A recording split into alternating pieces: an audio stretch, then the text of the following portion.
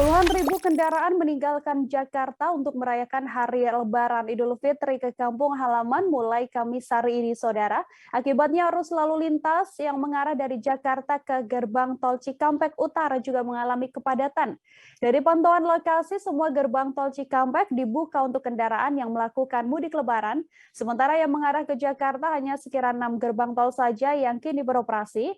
Untuk mengetahui informasi lebih lengkapnya, Saudara telah tersambung bersama dengan saya ada Miftahul Munir, wartawan Warta Kota yang akan memberikan informasi bagaimana pantauan terkini arus mudik di gerbang tol Cikampek. Selamat sore Munir, silakan dengan pantauan Anda bagaimana kondisi terkini di gerbang tol Cikampek.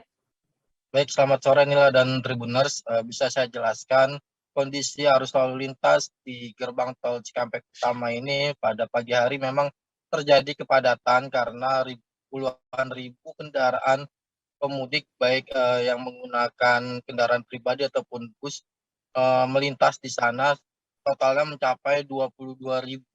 Kemudian pada pukul 13 atau sekira pukul 1 siang tadi itu aparat kepolisian menerapkan kontraflow untuk mengurai kepadatan kendaraan yang berada di gerbang tol Cikampek Utama.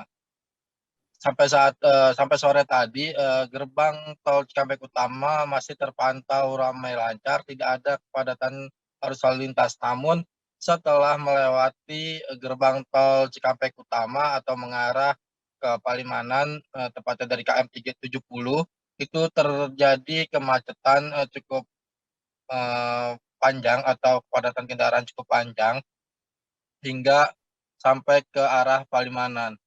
Dan tadi di kilometer 90 juga masih terlihat adanya kepadatan kendaraan yang mengarah ke berbagai kota di Pulau Jawa.